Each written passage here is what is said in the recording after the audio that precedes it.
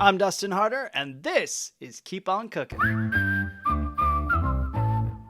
Hello and welcome to Keep On Cooking, the only podcast dedicated to plant-based cookbooks. I'm your host, Dustin Harder, and you better knock, knock, knock, knock, knock on wood. He's my husband and producer of the podcast, David Rossetti. David, dear, how are you? Good. Are you knocking on my wood? Well, Okay. I've run out of corny jokes to put there, so now I'm just singing. Literally, I'm popping in lyrics.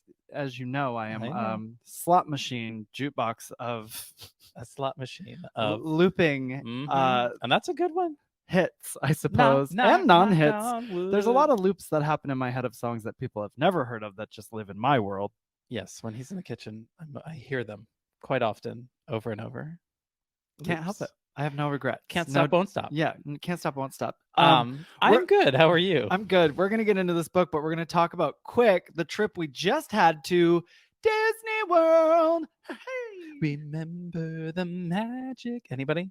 Talk about songs that live rent-free in your head that nobody else knows. Fantastic.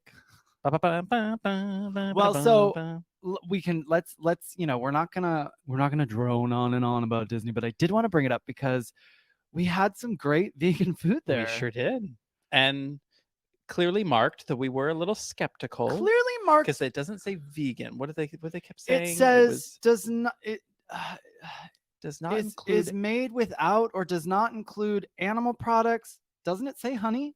Yeah. Honey, dairy, eggs, which I actually felt pretty comfortable. Like I was like, oh, I'd almost rather they're being very specific that like it does not have all of these things that you would say are in a vegan or plant-based diet, right?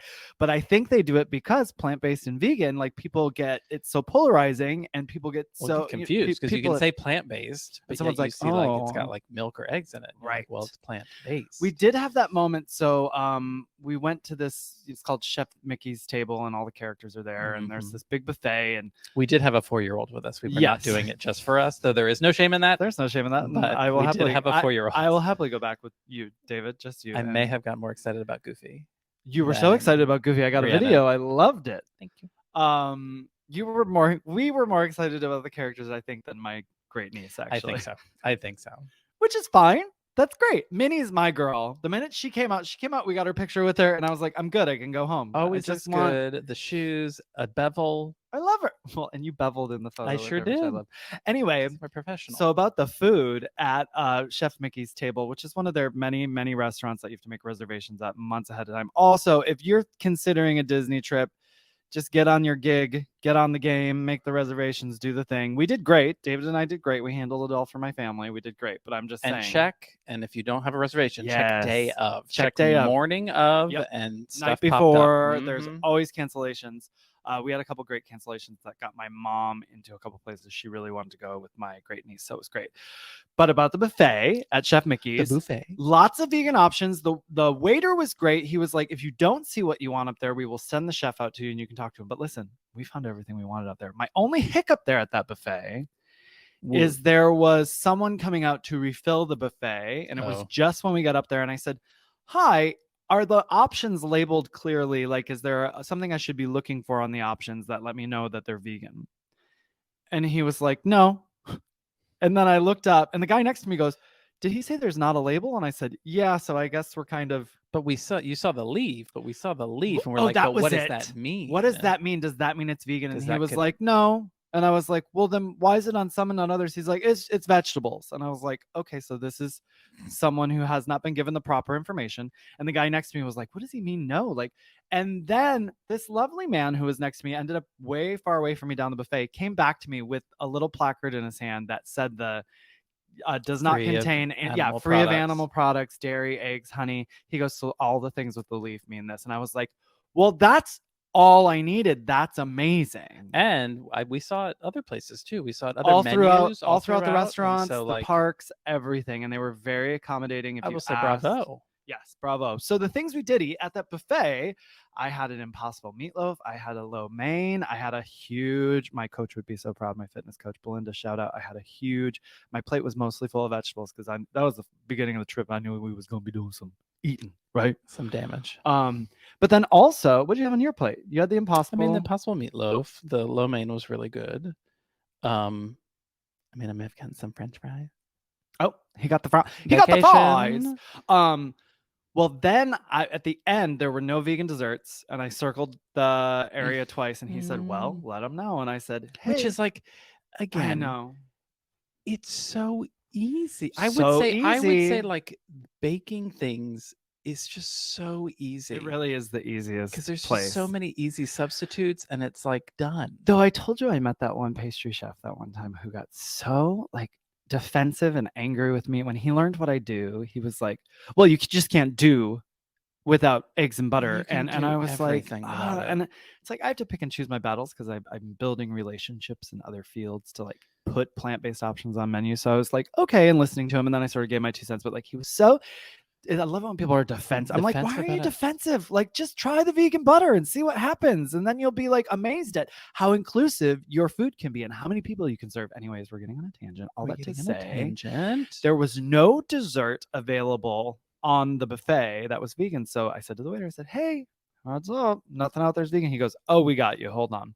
He came back to the table with a plate full of and beautifully dressed and garnished chocolate cupcakes Mm-hmm. with vanilla frosting that had these soft batch little like ginger cookies. Yeah, gingerbread cookies, but of course shaped like. So they were stuck into the cupcake, so it looked like, you know, Mickey Mouse essentially.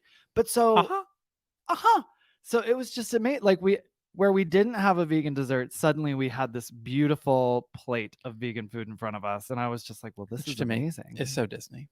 So Disney, but then I was like, well, why are they holding this in the back, waiting for it to be asked for? Like, it should just be out here for everyone to enjoy. But so silly. Beyond that little hiccup there at the buffet with the one person at the buffet, and then also with the dessert, which it wasn't a hiccup. They had the things ultimately, but just in communication, kind of. Yeah. The parks just had it. We had our Mickey pretzels that were vegan. Just don't get cheese. I love when notes and blogs say that. Just don't get cheese. What else? I'm going to look up the blog, David, that we were looking at. So you tell them what else we had. Yeah. I mean, there's a few blogs. Just look, I think, for like the dates, because some things may or may not still be there.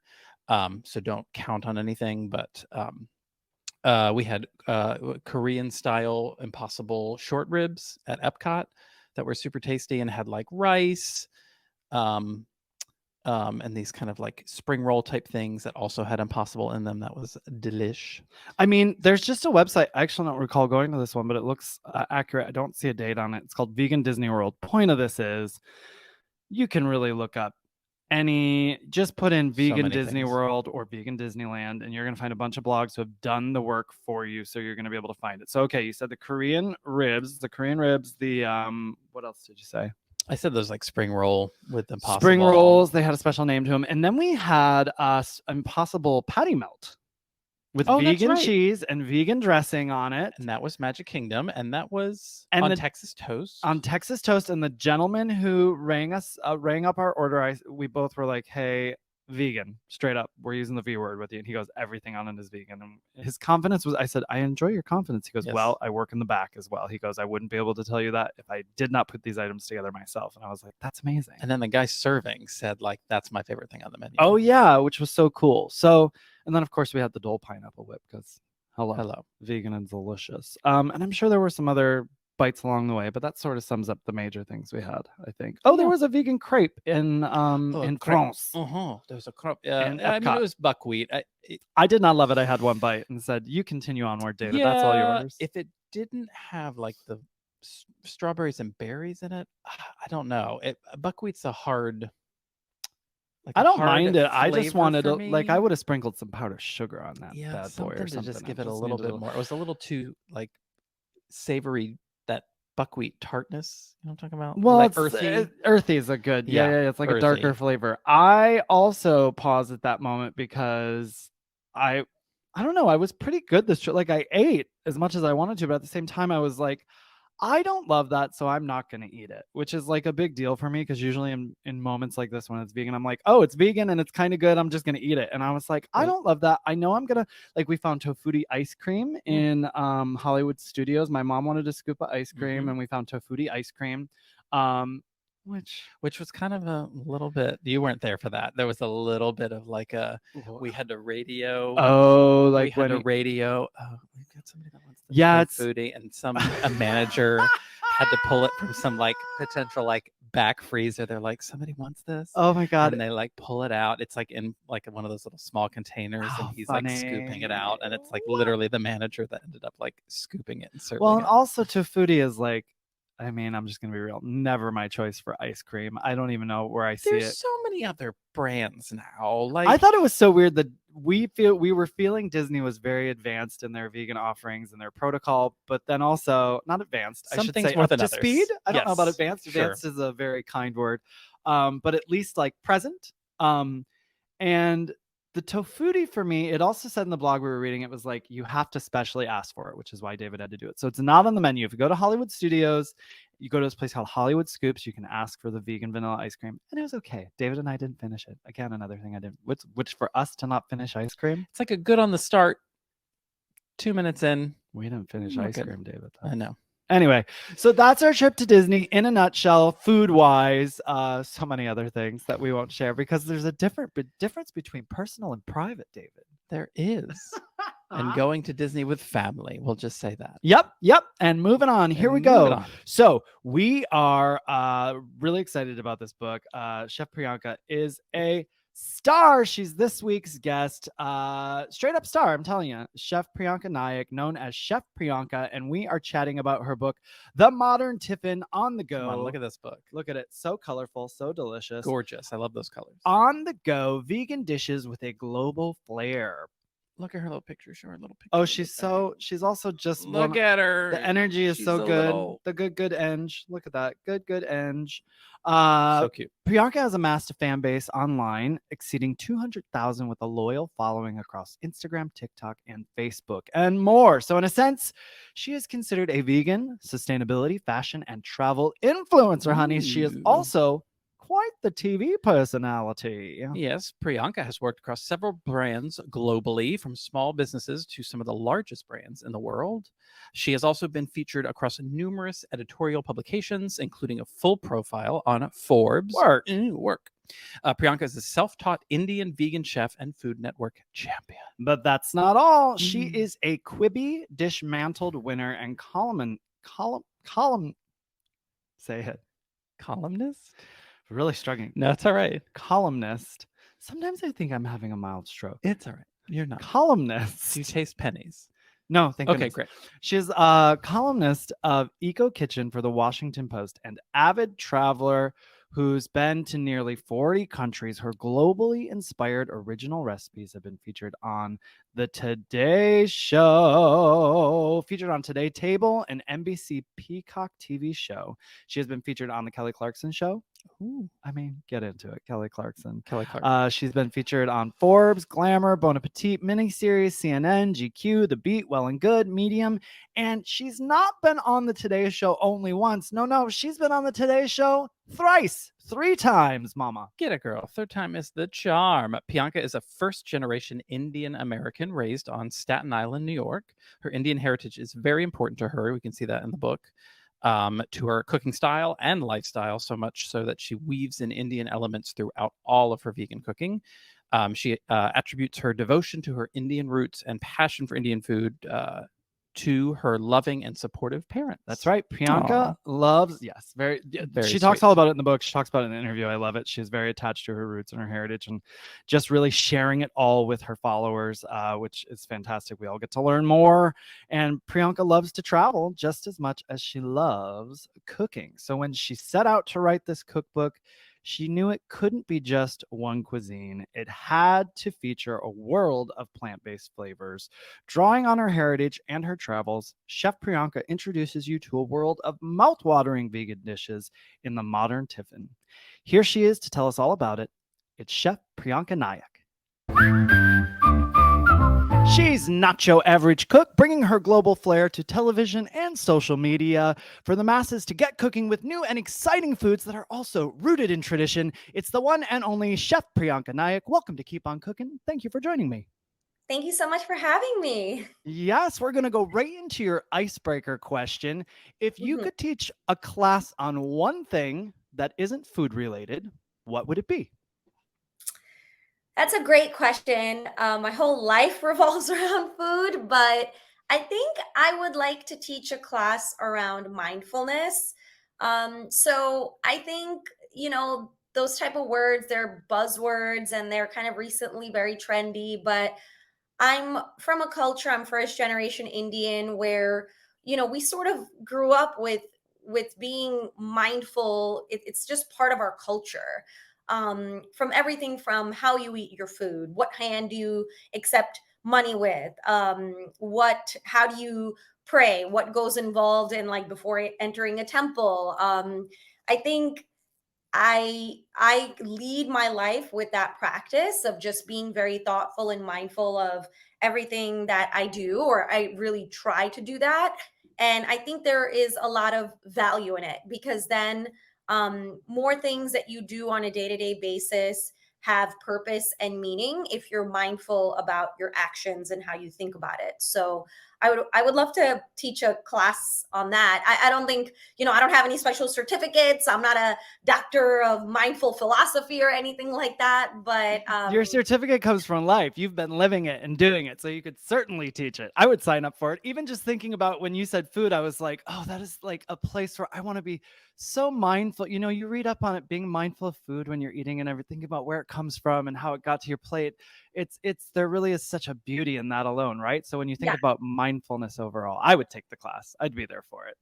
Mine would be, I have, my history before all of this was in theater. So I guess I would want to teach some sort of theater performance class. I feel like theater really brings people together. It's universal in a way. So I think that's where I might go with this.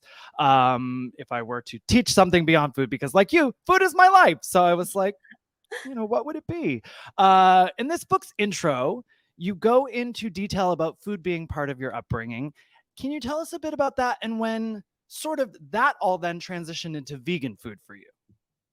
yeah. So I grew up first generation Indian. I'm born and raised in New York City. My parents came to this country in the late 70s. And so they were the only ones who came here. My whole kind of extended family is still in India. And one of the primary ways for us to stay in touch with our culture was through food. Anytime we were home, we were very every meal was very important from breakfast, lunch to dinner. My mom packed us, me and my sister's lunch every day for school. Like we weren't allowed to eat school lunch mainly because there was really no options for us at that time in the 90s. It was just like not very healthy and Yeah. it Were was you eating vegetarian then? yeah, that's Okay. the other thing. We were fully vegetarian. So food was a huge part of our lives because not only because of our dietary restriction, but also because that was the way we retained our culture. Hmm. The food that we ate was not, given in restaurants anywhere. It certainly was not like anything that my friends were eating, on Staten Island. So it really was a way for us to stay connected. Aside from going to India every single year of our lives and learning my native language of Kannada before English, food was kind of the other third key part of staying true to our culture and learning about it. And when did that shift into so vegetarian and when did it shift into vegan for you then? So we are Maharashtrian, so our cooking style at home, actually, a lot of the dishes by default are vegan. We just never called it vegan. It was because a lot of our cooking style is a lot of legumes and vegetables that are sautéed, and we eat a lot of different breads and rices. There is yogurt sometimes present, but we don't really eat cream. We don't eat much dairy or anything like that. So most of our food by default was vegan. But I transitioned to veganism about maybe 6 years ago. What year is it? It's like six I know. years I'm ago. always trying to add it up to him. Like, I think it's been this much. No, I don't know. Yeah. Yeah, like 5, 6 years ago. And that was mainly for environmental and ethical reasons. But it was also really easy for me because of the way we grew up and Yeah. all the kind of accessibility to different ideas on how to cook plants and think about plants and all that kind of stuff. So So yeah. It sounds like you were there already pretty much. Like you said, Yeah. there was some yogurt and stuff. And now how easy is that to sort of swap in? You've got all the vegan options on the market. It's just kind of like, oh, Exactly. well, I can just use this instead. So that's lovely that the transition it just sort of lent itself to you already. That's great. I see all these cookbooks behind you. I always ask authors when they're on, do you remember what your first vegan cookbook was that you owned, or the first vegan cookbook that you cooked from the most? Ooh, I actually think it this is like opposite. I think it was the the one that says Persia. Okay. So that actually is not a vegan cookbook, but I got it a long time. I forget who gave it to me, but I got it a long time ago, and there's a really good eggplant dish in there that I had made, which I love eggplant, and we eat eggplant in like all different forms. So Yeah. I really was drawn to that. I'm trying to think what vegan cookbook I got first. But that's all right. Your first, the Persian one's one that you hold close, is one of the first ones that sort of Yeah, resonated with you to cook maybe from a lot. V Street. Okay. Yeah, Yeah. it's hard. It's like because they weren't really a thing for a while, and then all of a sudden, like So everyone many. had a vegan cookbook out. So it So was like, many. yeah, Yeah. which is great, but I love that you say that about eggplant dishes, because as I'm going through your book, I do see the eggplant recipes. Eggplant is one of the vegetables. I love vegetables, love almost all of them, but eggplant's one that's always a little tough for me, right? What is your favorite way to prepare eggplant then? I think eggplant gets a bad rep. I think any vegetable that gets a bad rep is because people don't know how to cook it. Sure. And I eggplant, if you don't cook it well, it's bad. It like rips your tongue. It's hard to eat. Like I don't like any form of badly cooked eggplant. But there's a few ways we make it. My favorite is which we call badnikai tumbid. Badnikai is eggplant, tumbid means stuffed. So we cook with baby eggplants a lot, and we make a slit and we stuff it with different masalas and Mm. onions and kind of this like paste of all these flavors. You stuff it, you flash fry it, and then you simmer it in this really flavorful sauce that is usually made with onions and garlic. There's not too much ginger in there, but there's curry patta, which is curry leaves, black mustard seeds, and you simmer it in this sauce, and you kind of slow cook it so that the eggplant, now that the outside skin has kind of been flash fried, you want the Hmm. inside to cook. So you simmer it in the sauce, and then you eat it with chapati, which is like a bread or rice. So that's probably like my favorite version of eggplant, and I have a variation of that in my book, but it's very common It sounds in different delicious. parts of India. Yeah, but especially in our home, it's very Yeah. common. I'm like, okay, well, I'll eat that. That sounds amazing. Fantastic. Well, let's dive into the Modern Tiffin, on the go vegan dishes with a global flair. Give the listeners a little summary about what this cookbook has to offer. Yeah, so the Modern Tiffin is a true culmination of really who I am. It's a culmination of my heritage, my Indian heritage, and my travels. So I've traveled to 40 countries globally, and my travels have really inspired and influenced my culinary style and the type of dishes I cook and the different techniques. And it's all encapsulated in this concept of a tiffin, which is actually, I can show you what a tiffin is. Please. Yes, yes, yes. I was hoping you would have some on Yeah, hand to give let us me a little grab it glimpse there. actually. Okay, let's see. I hope I don't like knock anything down here. Okay, I just love the idea of tiffins, and I think they're so beautiful, and I've loved learning more about them as I've been reading through this book. Yes, that's gorgeous.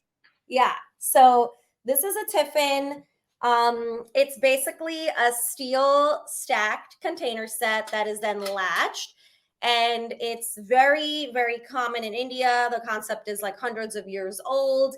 And it basically makes food portable. And so the concept is that when people would go to work, this part I don't necessarily like, the men would go to work, and then the women at home, whether it's the mom or the grandma or whomever, would be at home and they would cook a fresh meal. They would pack it in the tiffin, and then the tiffin wallas, which are the tiffin delivery guys, would come around, pick up the tiffins, latch it onto their bike, and then bike it down to wherever the people were working and hand deliver it. So it was kind of like Uber Eats, but Right. 200 Right. years ago. Yeah. And Yeah. the reason why it's so relevant in our culture is because food is such a big deal. So like having a freshly cooked meal at every mealtime is like a big deal in our culture, to have fresh food. And it's very, again, like in India especially, like they're very mindful when they eat. Like they're not eating usually on the go or at the computer. I'm sure generations have Mm-hmm. changed now, but it's very like, okay, I'm gonna eat now, and Right. like I'm gonna take my tiffin and open it up and eat. And so I'm going to mindfully eat yeah, my food. Yes. and I really liked that concept because, I grew up taking my lunch to school every day that my mom packed. And then when I graduated college and entered the workforce, I actually packed my lunch every day for work because, one, I didn't want to spend like $20 on like a gross salad for Mm-hmm. lunch. So economically, it made more sense to pack food. But two, I had a dietary restriction also. And so just packing my lunch was a better way to just reduce waste, be healthier. And so that kind of concept of packing my lunch and having a tiffin has been so prevalent in my life. And so I wanted to bring that to a new generation and all different types of audiences, so people can understand how important it is to cook for yourself. And that's kind of everything that I captured in the Modern Tiffin. So each chapter is focused on a different part of the world that Mm-hmm. I've been to. So you have the Italian chapter, the Mexican chapter, the Spanish chapter, the Australian chapter, and all of those dishes in there are inspired by my experiences in those countries. Well, and your experiences, but also your personality is like bursting off the pages here, right? So we've got, I mean, anyone who follows you knows that you have this lovely, infectious, energetic personality. But then this book is so colorful, and just bursting like off the pages, sort of, at everyone, with the illustrations and everything, the beautiful photography, and your picture, lifestyle shots sort of peppered throughout. So it really is fantastic. And I do love this too. You said about tiffins. So, America, we've got to go containers we're disposing of. We've got to go containers, Tupperware that sort of like gets gross over a few years and then, gets passed on or passed on by thrown away, probably. And then you're talking about tiffins getting passed down through generations. You said you've got one from an uncle, and you've got one, I think, that your mom got for as a wedding gift now. So to me, that's so special too. You're having this meal, and it's also, to me, part of the mindfulness. Like, you're just having this great meal that for years someone's been eating out of this container, right? Yeah. Yeah. And, it's dishwasher safe. Yeah. So hey, come on, some convenience tossed in there with it too. Like, it doesn't get better than that. Yeah. Well, you talk about your roots growing up with food, and then your global travels combined to create this book. And you also go about in depth about equipment for the home kitchen to master this cookbook. And to me, it seems what is also most important are the spices. What do you have to offer the listener about spices when it comes to the Modern Tiffin? I think most importantly, people should just be more open minded to spices. And I'm not talking about salt and pepper. Salt is a flavor enhancer, not a Mm-hmm. spice. Mm-hmm. But it's just such an integral part of our cooking. And I'm trying to make it more commonplace for people, in the Western world and in the States. And my one tip is to buy whole spices. So that's like, sorry, let me mute this. No sweat. Technical things. It's always a part of it.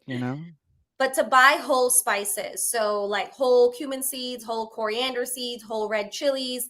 And the reason why I say that is, one, sometimes they can actually be inexpensive versus the ground spices.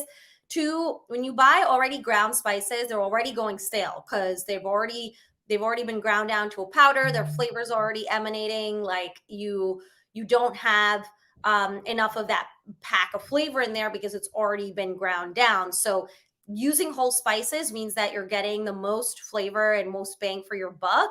and you can use it in versatile ways, right? So we cook with whole spices a lot. We temper whole spices where we heat up oil and then put whole coriander, whole cumin, or whole black mustard seeds, let them pop and temper, and then you add in your aromatics like onion, ginger, garlic, vegetables, etc. So that concept of cooking can be applied literally to anything. You could apply it to non-veg even if you want to, if there's someone out there who's not completely vegan and wants a better way to cook non-veg food. So I think my tip is always to buy whole spices. Buy them if you can at like an Indian grocery store or Asian supermarket. They'll probably be cheaper.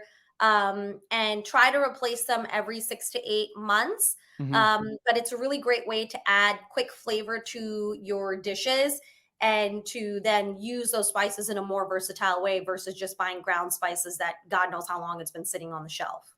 I'm glad you touched on tempering spices too, because you have some recipes in here where it's part of the title, tempered spices. So I was hoping you would elaborate for people. That's great. And the first chapter, we're going to dive right in here. So chapter 1 is Maharashtrian. Am I saying this correctly? Maharashtrian foods. And when you speak about the food, you educate the reader on how Indian is regional, how most of the Indian food at Indian restaurants in America is often referring to North Indian food. And you start off by introducing us to the Maharashtrian foods. I know this was important for you. Please tell our listeners about the regionality of Indian cuisine and the importance of these foods for you in this chapter. Yeah, so I think because when growing up here, there was two things, right? Like we grew up on Staten Island, so no one on Staten Island looks like us. If anyone knows anything about Staten Island, it's the forgotten borough of I New kind of York. hear the Staten though when you say Staten Island. Suddenly, I'm like, yeah. Yep. Yeah, it's like it's very homogenous Italian American, now a little bit more Eastern European, but like no one looked like us growing up there, right? So we were definitely the odd bunch out. Then so you have like that piece. Then the second piece is like any Indian people that we encountered or any Indian restaurants we encountered, they weren't our type of Indian, right? They were usually Punjabi, which is North Indian, or Gujarati, which is another state in India. And so there was really no one we could like relate to, right? In that regard, like our food was different, our language was different, the way our names were a little bit different. And so again, that's where food became so important to us, to just stay in touch with our culture and our language and the style of our specific regional culture. And I want people here to understand that, because like most countries, India is massive and very, very regional.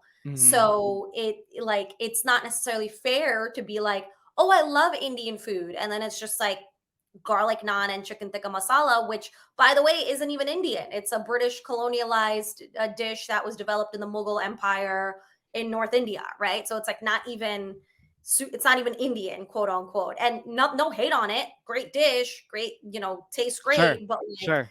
it's not representative of the regionality of the country. So that's why I opened that chapter, because I'm specifically Maharashtrian, which is Mumbai, and a little bit south of that.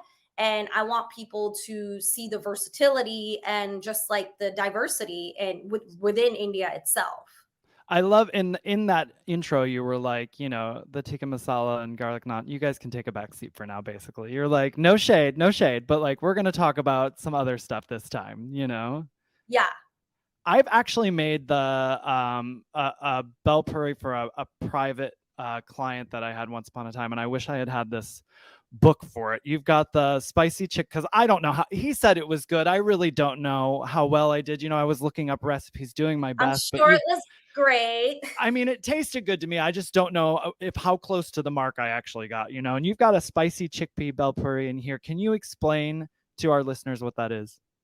So bhel puri is a very popular Indian street food dish from Mumbai. And like, we really like our snacks and like our street food dishes. I personally do too. I have like a junk food tooth or whatever. I like things that are like crunchy and fun to eat and have all different textures and like are sweet and spicy. And there are just so many dishes in India that are like that. And so bhel puri is traditionally made on the street side, where it uses different chudas, which are like puffed rice, and like shave, which is made from chickpea flour, like all these different crispies that are then tossed with chopped boiled potato, chopped tomato, raw onion, which I hate raw onion, but they put raw onion in it, fresh coriander. And then they also put different chutneys in it. So tamarind chutney, which is like sweet and tangy, and then a green chutney, which is made from usually coriander or mint, and it's very spicy. Mm-hmm. And so you mix all of that together, and it's served in like a newspaper cone, and then you just eat it on the go. I personally love it. It's really fun to eat. It's really delicious. So I wanted to bring that concept to people here, but make it a little bit healthier. So I use chickpeas, and I know people love chickpeas. I like chickpeas, but chickpeas are accessible and they add a lot of protein and a lot of texture. So when you make this dish, you'll feel like you're eating something hearty. It's not just like a snack, but it can be eaten as an appetizer or a side dish or a snack. But yeah, it's really fun. It's a fun dish. It was fun. It was fun to make, and I think the chutneys are what I was most nervous about too, because I was like, I felt like there's more than those two, right? I feel like there's so many variations of it, so I was just like, but he seemed all right. But anyway, what about the modern shabudani? Tell us more about that. Oh, so shabudani or shabudana is a dish that is also Maharashtrian. We usually eat it every Saturday when we're fasting. We do this fast for Shiva, which is one of our gods, and he's like he's like the main god of our family. So we do this Shiva fast. My dad mainly does it, and during that fast, you can't eat any like ginger and garlic and aromatics. And there's like a specific foods that you eat. One is shabudani. Shabudani is traditionally made with tapioca, so white pearl tapioca. Most people I think are familiar with like the black boba tapioca in drinks or tapioca and tapioca pudding. So this is the tapioca that's in tapioca pudding that you would get like at a grocery store. So it's white pearl tapioca. You clean it the night before and you soak it. You clean it the night before, you rinse it underwater, and then you let it sit outside covered and it puffs up. And then the next day, you have to give it that time to kind of like absorb the water and like soak it in. The next day, you then saute it with peanuts, green chilies, curry leaves, whole cumin seeds, and a little bit of salt and fresh coriander. It's a very simple dish, but the key is retaining that texture of that tapioca. It can get very chewy very quickly. So you have to be, I would say, a skilled cook to actually know how to cook it. I'm biased. My mom makes the best shabudani. Of course she does. Please. Are you kidding me? So we love that dish. We eat it every Saturday when we're all together as a family. And so I wanted to bring the flavors of that dish, but again, make it accessible to people because not everyone has access to, white pearl tapioca. And so pearl couscous is a really great substitute because it has the same size, a little bit of the same texture. But obviously it's like a starch, right? So, which is fine. But that's the substitute that I use for the shabudani. So that's why I call it the modern shabudani. Nice. I mean, I think one of the coolest things about writing a cookbook, especially in the vegan landscape, is trying to make things, as you're writing it, you're trying to consider the home cook and how you can make it most accessible to everyone. So I love this approach to that. I think that's great. Chapter 2, you visit South Indian cuisine. But before we talk about the food, I thought it was interesting to learn how you navigate your native language and how it came about, essentially, regionally speaking. Can you tell us about that? Yeah, so my family speaks two main languages, Kannada, which is a South Indian language. It's from the state of Karnataka, and then Marathi, which is from the state of Maharashtra. We are Maharashtrian by like regional definition because we're from Mumbai, and my mom's side of the family is from an area that is kind of a bordering city of Karnataka and Maharashtra. So we are Maharashtrian by region, but by language, we speak those two languages, not only because of the location, but also because of our specific kind of religious background. And I use that word loosely because Hinduism is not really a religion. It's a spiritual belief system. It's more of like a philosophy. So it's not really like there is some specific rhetoric or book that we're following, which would define more of a traditional religion, which is why Hinduism is not really defined as a religion. But we are specifically Lingayat, which means like we are Shiva, which was that god that I mentioned. We are Shiva worshippers. So like that's like the main god we quote unquote worship. And this sect of people who are Lingayat, the main language that's spoken within that is Kannada. So that's why that is one of our main languages. And my parents taught us Kannada and kept Marathi as a secret language. So because yeah, they would like talk in Marathi in front of us, so we couldn't really necessarily understand it. Some smart parenting right there. I know, but we're fluent in Kannada because that's, we communicate with our entire family because both sides speak Kannada fluently. We like communicate with our entire family in Kannada. So it's like we weren't disabled in any way because we didn't Marathi. Now, what about you personally then with all this travel?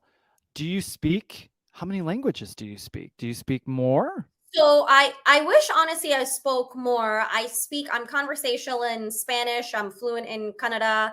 I understand Hindi and like can speak it a little bit, mainly because from watching so many movies when we were little, like Hindi movies, Bollywood movies.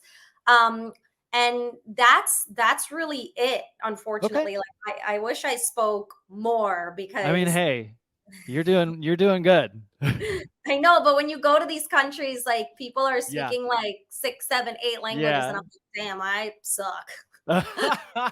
There's still time. I have no doubt in your lifetime you're gonna put some more languages under your belt. So I'll be watching out. Do you have videos that you do on social media in different languages at all?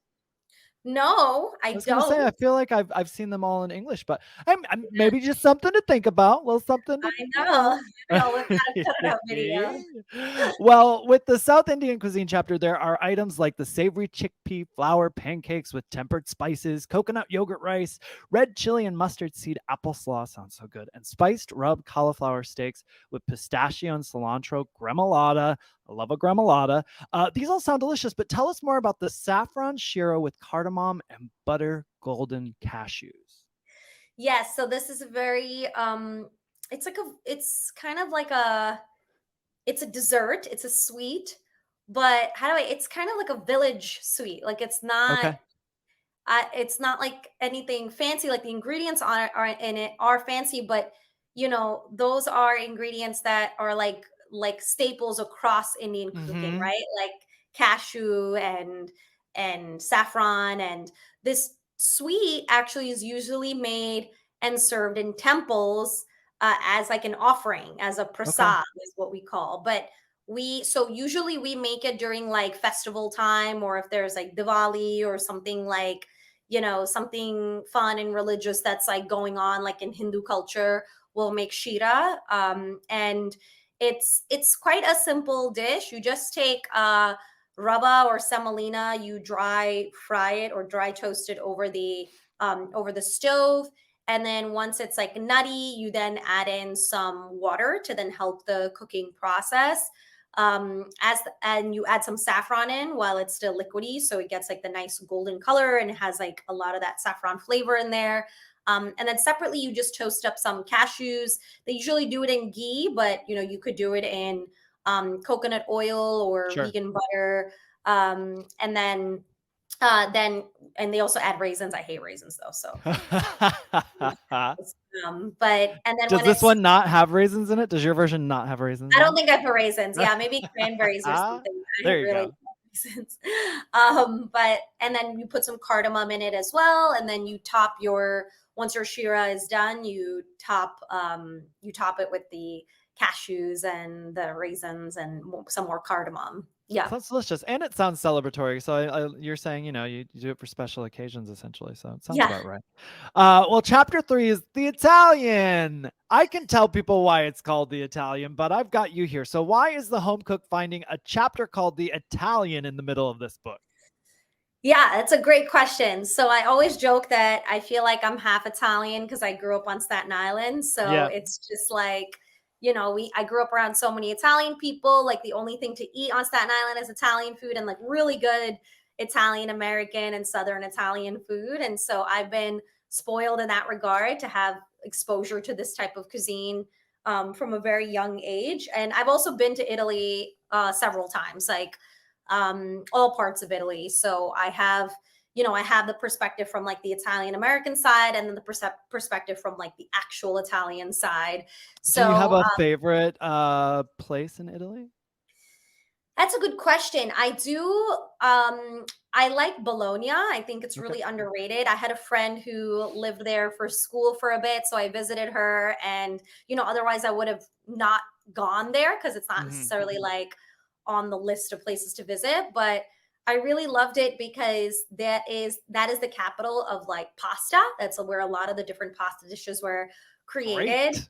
Yeah. How do people not talk about this more often then? I know. It's right by Parma, which is where like the what's his name? The famous Italian chef. What's his name? Oh my god, he was on Chef's Table. He has glasses. He's super famous. It starts with an M. He has his restaurant there. Okay. Yeah. Someone will tell us. Someone will pop up and tell us. It's okay. We'll find out. Someone in the comments, tell us. I know. And he, so that whole region is like very foodie focused. And I just loved the food there because the pasta dishes were so creative. Like and that, I think in Italy in general, like outside of Rome, and the other thing is Bologna is like not touristy, right? Which I love. It's like, I hate touristy places. Like I don't want to be catered to when I go to places, right? Like I just want to like discover what you guys are doing on your own. Yeah. Like, you want to see what's actually happening. Yeah. Right. And so basically they would make these really beautiful pasta dishes that were so fresh with like a ton of veggies, like no cream, no cheese. And it was just like everything was so delicious on its own that like you didn't need to do much to it. So I really enjoyed that. I also really enjoyed Naples, which I think is underrated.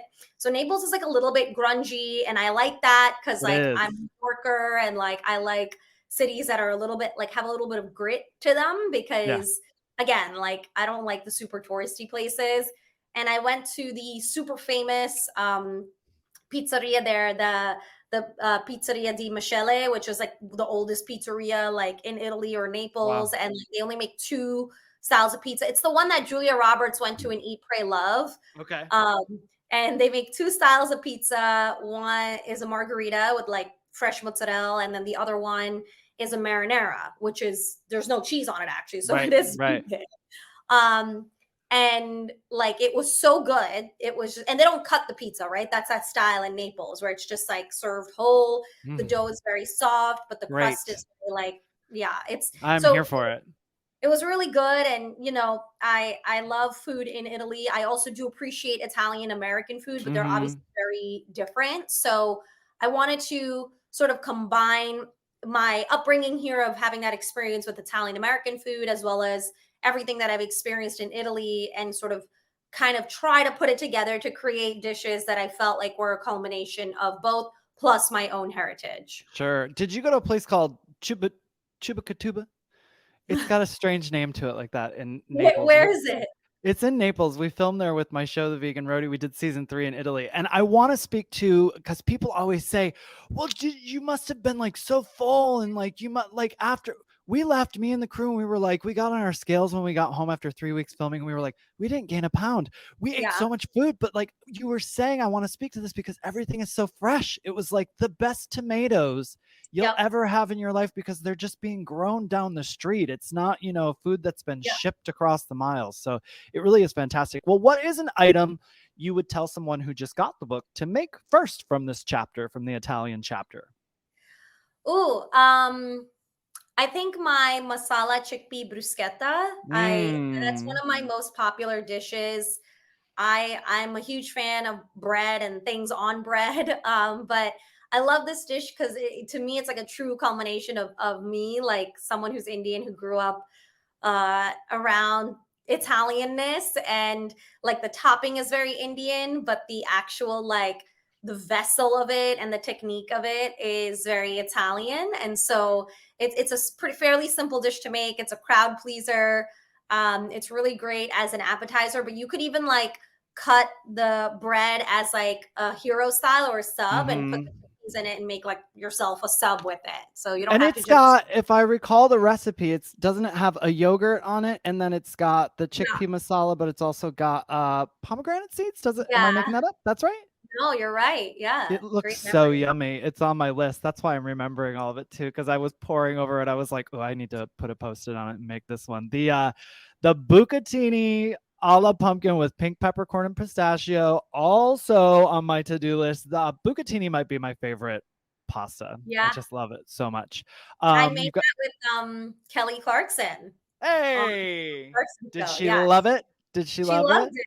Yeah, she Oh, said that, and she was like, "I'm gonna make this for my kids," because she was like, my kids at the time, she was like, my kids only eat things that are like beige color, so I think they'll eat this. I'm like, yeah, that do goes it. in there. You get some vegetable in there. She said, "My life would suck without you." After she tried that pasta. Everyone, Kelly Clarkson fans there, working in a Kelly Clarkson song. You've also got Indian risotto in here with tempered spices, Indian stuffed mushrooms, cauliflower, saffron pasta. Everything looks so yummy. And chapter 4, we dive into the American comfort chapter. Now, what's the dish from this? If someone's having guest over or dinner party or something like that, what's something from the American comfort chapter that they would make? You would say, make this. Definitely make this. It's going to be a crowd pleaser. Definitely the tadka mac and cheese with Cajun breadcrumbs. It's a really good dish to make ahead, and it's just really good in general. Like mac and cheese, I always have had an issue with because obviously it's so heavy, and I just find that it's always lacking flavor for me. It's just so salty and cheesy, but like, I don't know, I just need something more in it to feel like I'm eating something yummy and savory, and that's kind of what the tadka mac and cheese does. So tadka, which is the same thing as tempered spices, it's flash frying spices and basically mixing that into the mac and cheese and with some turmeric, so it has a really beautiful yellow color. And then I top it with these Cajun breadcrumbs, which we can make from stale bread or old bread, and you just pop it in the oven, and it's really really good. Like you'll never even know that it's vegan, actually. Right. The flavors of it too kind of really help bring everything together. Well, and I saw when I was looking at it, because this is another one I've put a Post-it on. When I'm looking at it, it is about the flavor, right? So often vegan mac and cheese, it's like when it's great, but there's other times when it's just sort of like salty, and then they use like just store-bought stuff, and it's just kind of the flavor just dissipates into the plain pasta, and you're like, okay, well, this is sort of a waste of my meal. Why did I do this? But this one sounds flavorful and amazing. I saw you make the chili maple skillet cornbread on the Today Show. It looks so good. I almost jumped up and made it right away. And I love playing with variations on cornbread. So this chili maple spoke to me. I want to mention though, thank goodness you were there on camera, because that was one of the ones where it was virtual. You were on the other side, and I saw the ones they made in studio, and then the one you made on camera, and I was like, I want hers. Yours looked so good. It just looks so puffy and thick and delicious. You put that big scoop of butter on. Oh, so good. I know. I really wish I was in studio for that one, because It's one of those things. You were like, don't show that. You don't need to show that again. That's fine. Just let's focus on the one I'm showing here. That's fine. Well, there's also a masala grilled cheese I want to mention in here. You've also got that in there. We can't not let listeners know about that. Chapter 5 is the Indo-Chinese, which you say is very popular in India. Tell us more about this cuisine. Yeah, honestly, like I make fun of it in the book too. I'm like, someone definitely like made this up in India and it just became popular, but it's the concept of combining Chinese and Indian flavors together, which totally makes sense because like there are so many styles that overlap between our cooking, like Szechuan, dry pot, like very spicy, like sauteing and flash frying, all that kind of stuff. There's so much of that in Chinese cuisine as well as in Indian cuisine. So this concept is just taking like some of those concepts and making it like Indian-ish. So and honestly, there's nothing I don't think there's anything quote unquote authentic about it. It's just really good. So like, sure. there'll be so many like noodle dishes they're using lo mein and noodles that you would see in Chinese cuisine, but then they just have some like Indian flair to it, right? Some like Indian chilies, or like they'll use a lot of like Indian ketchup, which is basically the Maggi brand ketchup that's Indianified for India, but it's like spicy and a little bit sweet. So they'll use that a lot to make the different sauces for the Sounds noodles. so Then you have good.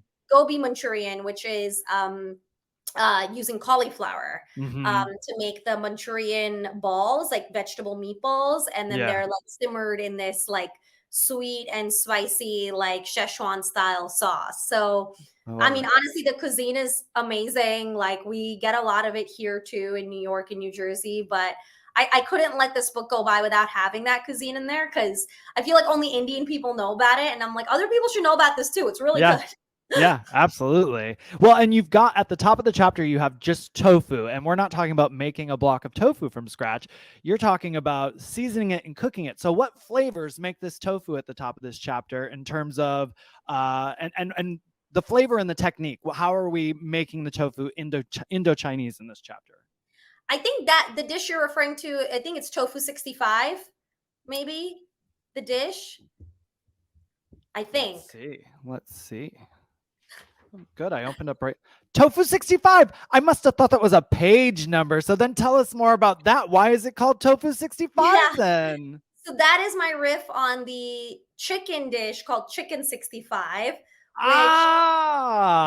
I thought you were giving us like a canvas to sort of create this tofu, but this is great. Okay. Tell us more about Tofu 65 it's like a South Indian Asianish dish, which honestly, like the history of it is questionable. My dad used to joke with us when we were little, which was a very cruel joke. He was like, oh, it's called Tofu 65 because this chicken is 65 days old. And we'd be like, Dad, like, that's not cool. Like, and he's like pure veg. Like, he's never touched meat in his life, but he'll make jokes like this. And we're like, that's not funny, Dad. And like, I don't think that's what it is. I think it's like the spices used in it or something to that effect. Honestly, like I'm not entirely sure, but it's a really good dish. Like it's the way the spices and the masala that they use in it are really good, and it's very heavy on curry leaf.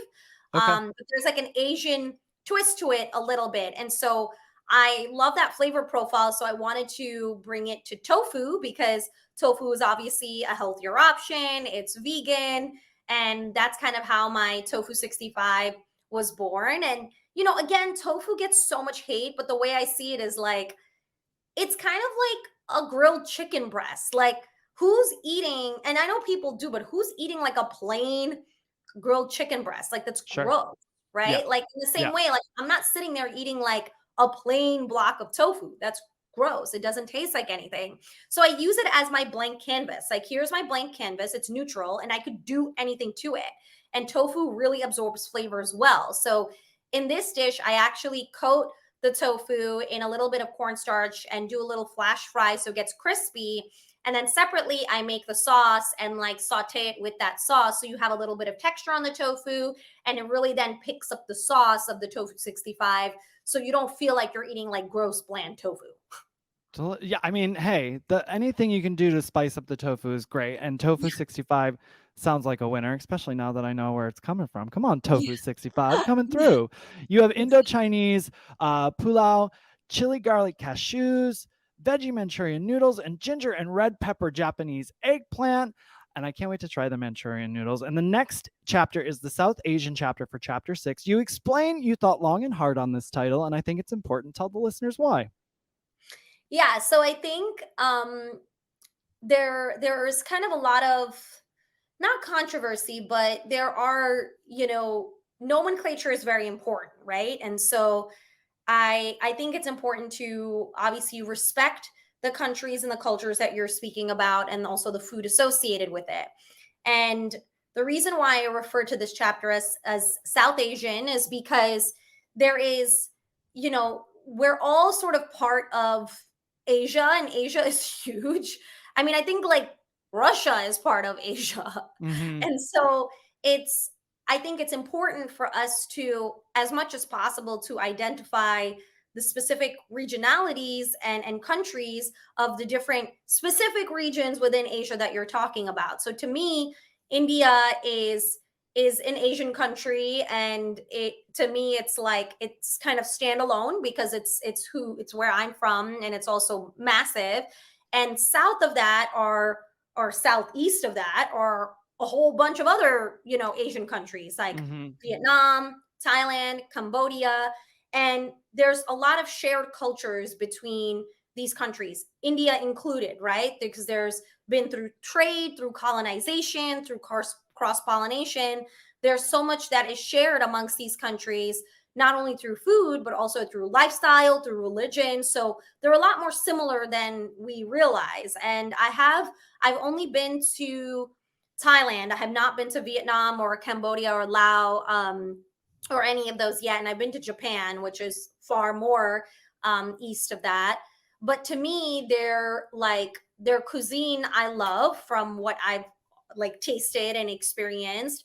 And so I wanted to be able to highlight something that I really like while still respecting those cultures. And so that's kind of how this chapter came about. And it's also aspirational for me because I want to go to those countries eventually, which hopefully I will soon. So you will, I have no doubt. What's one of your favorite dishes to make from this chapter?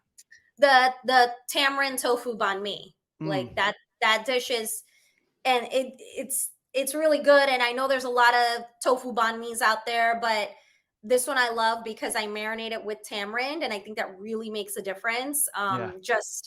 Just in terms of the caramelization on the tofu, the flavor profile, like it all just goes so well together, and it's really easy to make. Like you can marinate the tofu ahead of time and just keep it in your fridge. Oh, sounds so good. And everyone listening, there is such a great variety in here with Vietnamese style vermicelli noodles, Bangkok inspired street noodles, peanut sauce dressing, and toasted coconut chili peanuts. There's pages and pages of great stuff to try in here. Chapter 7 brings us to the Mexican chapter, full of goodies like chipotle, black bean, and corn tostada, green chutney quesadillas, poblano torta, masala esquites, and mango gazpacho. I want to make it all. But what is a must-have for you? When you started writing this chapter, what recipe was one you knew had to be in this chapter? Oh, that's a tough one. I really, really like Mexico, and I've been several times to all different parts of it. And I would say, like, after India, Mexico is like so accessible from a food standpoint for vegetarians and vegans. And it's just, I don't know, it's just so yummy. That's a tough one. You're like, I wanted them all in there. I know. I really like tostadas because I think they're fun to eat. And I had so many delicious ones in Mexico City. And I just wanted to bring some of my experience to the book. And to be honest, like I hope I did the tostadas justice. But again, it goes back to me liking crunchy, like snacky style food. So I think the tostada is really fun to eat. So that's probably something I definitely wanted in there. But a close second is the torta, which is like a pressed sandwich, because I think they're underrated. And I had really good tortas in Mexico made with nopales, which is cactus. And again, it's a simple dish, but it's so good. And I really like sandwiches too. As you can see, I like the banh mi. Like I just like delicious. biting into things. Yeah. Sandwiches are fantastic. I love me a good handheld. And chapter 8 is the Spanish chapter. I've made the pan con spicy tomate from here actually, and I love it. It was so delicious with the tomato, the chili pepper, the garlic, and the cumin on crusty French bread. Everybody get into it, and so easy to make. What's a favorite of yours from the Spanish chapter? I do like that one. That's a really, really good one. I don't know, maybe the paella, because that's like a paella combined with a very, popular Indian rice dish called biryani. So I just thought it was fun. I'm not even a huge rice fan, which I feel like is sacrilegious for me to say as a brown person. Even as you were saying it just now. Well, just in general, I feel like everyone loves rice. So when you said, I was like, you don't like rice? I'm like, yeah, I'm not into it. I don't know, but I like fun rice dishes. So, and I do like paella, especially when it gets crispy on the bottom. Like I do like that style of like rice cooking. So I think this dish is really fun because it combines like my favorite parts of each of those rice dishes in one. I also really like loved the name that I came up with it, because instead of paella, it's baella Yeah. with Yeah. using a B, because I'm like trying to incorporate the biryani Yes. aspect of it. So I I mean, don't know. hey, and also when we're talking about rice in this, I was thinking too, I was like, everyone knows you're a pasta gal. You're a pasta gal. And that's all right. That's great. You can own it. Yeah, Uh, the exactly. the next chapter I'm so jealous about. Chapter 9 is the Australian. You talk about it being on your bucket list, and now you've ticked it off, which is why I'm jealous. It's definitely still on my bucket list. And I love what you said about the food and the ingredients in here, and just that you were surprised that the food was so amazing. And I was too, hearing all about this delicious food from Australia, and then you've got this chocolate cardamom macadamia butter. It sounds so dreamy. Like just that alone sounds so dreamy. What's one of your favorite things that you were able to create for this chapter, reflecting on your travels in Australia and all of the amazing food that you had? There's two dishes that I really like from that chapter. One is super basic, but it's the avocado toast that I created for that chapter, because I don't know if most people know that avocado toast originates from Sydney in like 1993 or something on I had Bondi. no idea. Yeah, like that basic brunch thing that girls always eat. It is an Australian dish. And so, and I discovered that when I went to Australia and I was on Bondi Beach, and like that's how I learned about it. Wow. And to be honest, the taste of the avocados, I mean, everything there tasted so much better, because people have to understand that most of these things are indigenous to Australia because of Mm-hmm. its topography, its climate, all of that. And then they're not really importing much because they're so far and they grow everything. So automatically, everything you're eating there, like literally the macadamia nut milk that I had, I was like, oh my God, this is like the best. Like it's like someone squeezing macadamia Yeah. nuts with milk into my, like it was so Yeah. good. Like you just needed a little bit, because you could, like here, I feel like I need to eat 10 tomatoes to feel like I'm eating a tomato, right? Like Mm-hmm. there, I ate one tomato and I'm like, wow, this is really good. So I love the avocado toast dish that I created, because I combine it with a very like a chutney. We make a lot of dry chutneys at home. That's like part of the type of Indian we are. Like to your point earlier, like we have so many chutneys, like hundreds of chutneys. Yeah. We make a lot of dry chutneys. So we make like 50 variations of peanut chutney. And I combine the avocado toast with a peanut chutney that like we kind of usually make at home, because I really like that spicy, salty bite, because avocado is so bland. Mm-hmm. So I top the avocado toast with that chutney and pomegranate, and I just Good. really like that whole combo. And the other one is the watermelon rose salad, because Mm-hmm. I base that off of a famous cake at Black Star Pastry Bakery in Australia. And it was a cake that I ate, but I just love that concept. And I love watermelon and I love rose. And I wanted to like make it into a savory salady dish. So Mm-hmm. that's how the watermelon roast salad was born. And it's very beautiful to look at. So those would be my two favorites from the book, from that Both chapter. have both have great photos with them. Both of those do, so both very beautiful to look at. And chapter 10 is the Middle Eastern. You speak to the variety for vegans and vegetarians in Middle Eastern food, and this chapter showcases that in with sweet and tangy Brussels sprouts, spinach stuffed eggplant rolls with mint walnut crunch, and this almond tahini cake with rose syrup and pistachio. It looks so good. But of course, we've got a falafel here, and yours is cleverly paired pear with falafel pear and lettuce wraps. Tell us about these lettuce wraps. Yeah, so I love falafel. I mean, what vegetarian or vegan doesn't? Delicious. But I wanted to pair it with, I had created this recipe years ago for a pop up where I made these pear lettuce wraps. And I don't know how I came up with it, but I really just wanted to combine like pear or apple with cumin. Like I love the concept of like fruit with savory. And I made these lettuce wraps, and I knew they were a hit because my dad liked them. And my dad doesn't like he's so picky. He's very, very picky. So I was like, okay, these are good. Like I'm Yeah. pretty sure these are good, right? Because he doesn't like a sweet thing and like a savory Mm-hmm. thing. So I'm like, okay, if he likes this, like I think this is a good pair. So in my mind, I was like, imagine if I combine this with falafel. Like that would be such a Yeah. cool hearty dish. And the reason why I do it in the lettuce wrap is because the falafel itself is pretty heavy. Like there's a lot of like chickpeas and stuff in there. The pear adds another dimension. If you put it in a pita, like you can, but it's just so much food that I wanted to keep it light and fresh. And that's why I did it in the lettuce wrap. So, you know, you could feel better about us eating falafel, but you can easily put it in a pita or whatever you want. Sure. But the combo is really good. It sounds delicious. And it's funny when you talk about, you know, your dad's sort of stamp of approval. With my mom, it's like she doesn't like tofu, but if I give her some of tofu and she likes it, I'm like, oh great, I can serve this to everyone then. I know this is gonna be fine. We finished things off with the drinks chapter, chapter 11. The creamy mango coconut frosé, come on, and the unicorn rose refresher are screaming out to me right from the beginning. But what's your favorite drink from here? Those two are great. I also like the saffron lassi Okay. because I make it obviously with coconut yogurt. It's just a different take on lassi. It's more luxurious. I really love making saffron syrups and just keeping it in the fridge and, you know, Delicious. drizzling it on things and making lassis with them. And the cardamom also helps balance the sweetness of it. So I do love that. It's very visually beautiful. Fantastic. And my friends, that is the Modern Tiffin by Chef Priyanka Naik. Priyanka, now's the time for your book brag. What is something you're most proud of when it comes to the Modern Tiffin cookbook?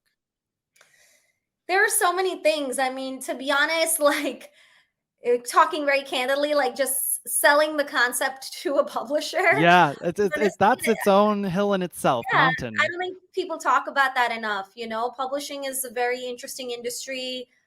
It's very archaic, to be honest. Hmm. And, you know, again, not to get too negative or anything, but it's not very diverse. And Yeah, so when you're trying to sell a concept which is vegan at baseline, which, you know, at the time, you know, was not like a hot selling thing. And sure. then on top of that, I'm adding this concept of tiffins, and it's just kind of a little bit weird. Like it was a process to get it, you know, for someone to really believe in it. And Yeah. so I think that in itself is a huge feat for me. And the other thing is I worked primarily with all women on this. Like the photographer that I chose was Melissa Home.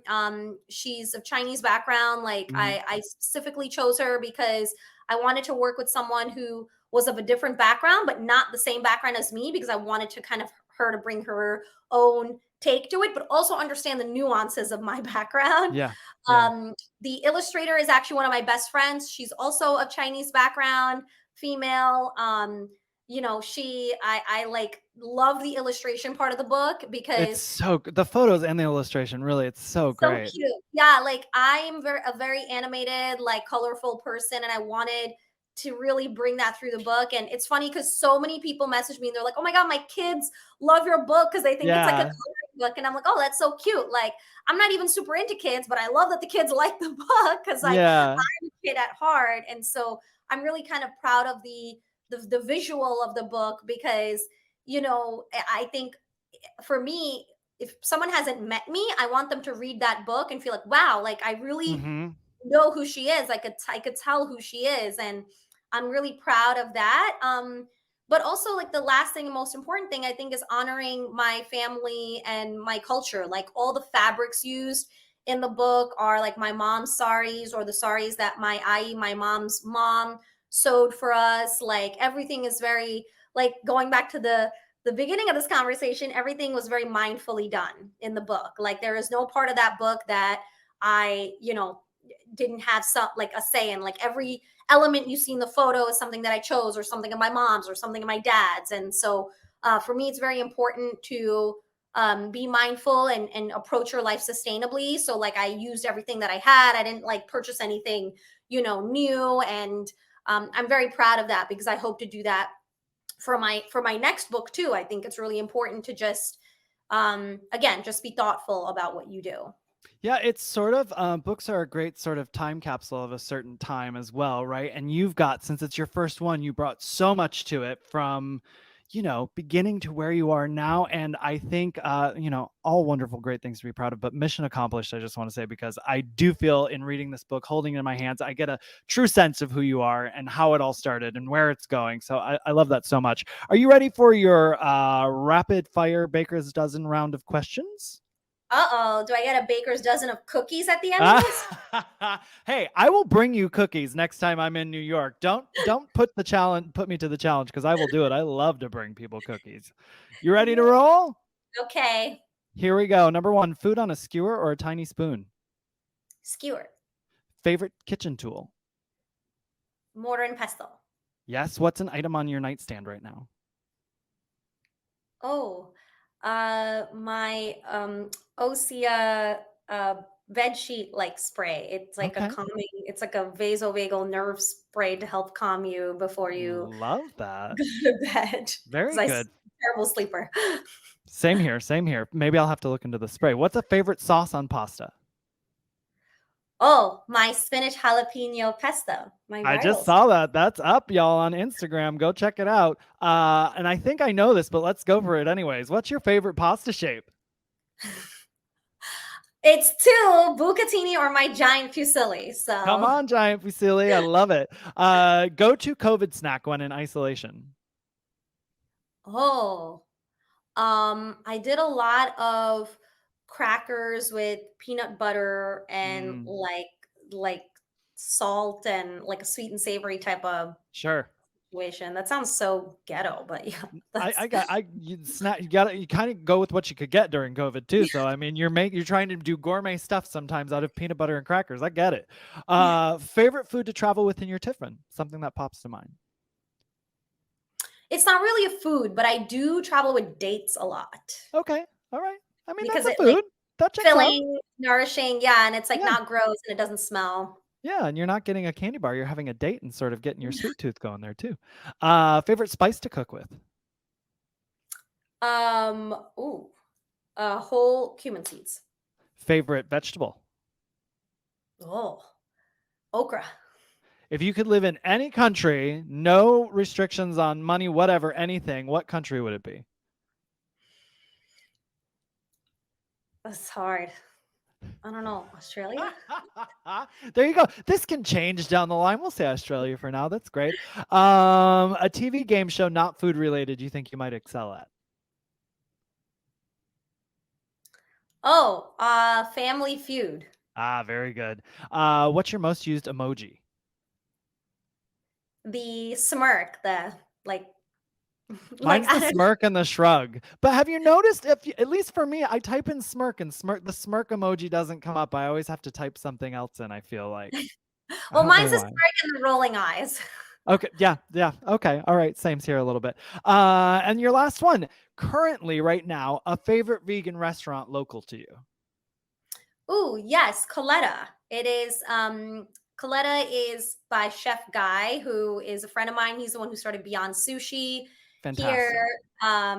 Great restaurant. They have a brick oven. They make like their own pizzas. Really good. Delicious.